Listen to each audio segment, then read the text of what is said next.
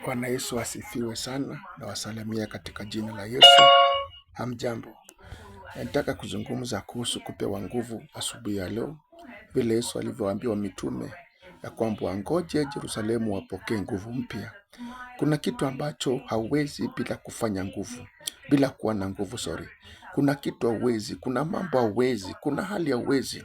Lazima ukue tu na nguvu ndio uweze kukifanya. Nakumbuka wakati mmoja katika 1 Samuel ya kwamba Daudi alipotoka Ziklag, aliporudi nyumbani, akapata jamii yake imechukuliwa ama imetekwa nyara. Alilia mpaka akaishiwa na nguvu. Unasikia mwanaume alilia mpaka nguvu ikamuishia.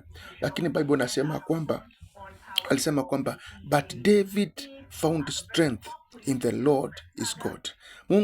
Daudi akapata nguvu kutoka kwa Mungu Mungu muumba wake, akapata nguvu. Kwa hivyo napata kwamba unapokuwa na Mungu kuna nguvu unaipokea, kuna nguvu unaipokea, kuna nguvu unapata. Kuna mambo unaweza kafanya kwa sababu ya nguvu ya Mungu. Kuna hali unaweza kashinda kwa sababu ya nguvu ya Mungu. Kuna mahali unaweza kaenda kwa sababu ya nguvu ya Mungu. Bwana Yesu asifiwe. Si kwa nguvu zako, si kwa uwezo wako, lakini ile nguvu, the strength of the Lord, itakuwezesha ufanye mambo makubwa.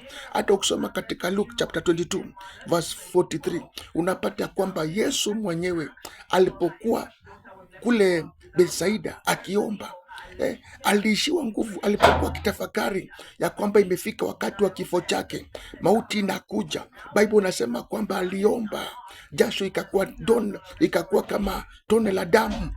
Anatafakari pale anapoona mauti, anapoona ugumu huo, aliishiwa nguvu, kachoka. Bible inasema kwamba malaika akaja akamtia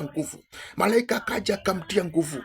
Bwana Yesu asifiwe. Kuna sometimes you need to be strengthened. Kuna mahali unafika unahitaji tu utiwe nguvu, na kuombea asubuhi ya leo na kutia tu nguvu. Kwa hiyo changamoto unayopitia, kwa hiyo hali ambayo unapitia, wacha Mungu akutie nguvu. Usichoke, usifadhaike. Kuna mtu anaitwa Yesu ako karibu na wewe, anakutia nguvu, akutie nguvu. Wewe mama single mother, Mungu akutie nguvu. We baba, Mungu akutie nguvu. We guka, Mungu akutie nguvu. We kijana Gen Z, Mungu akutie tu nguvu. Najua kuna situation ambao tuwezi. May God give you strength this morning. May God give you strength in the name of Jesus. I pray for you. Mungu akubariki unapopokea nguvu mpya. Mungu akuinue unapopokea nguvu mpya. Mungu akutende mema unapopokea nguvu mpya katika jina la Yesu.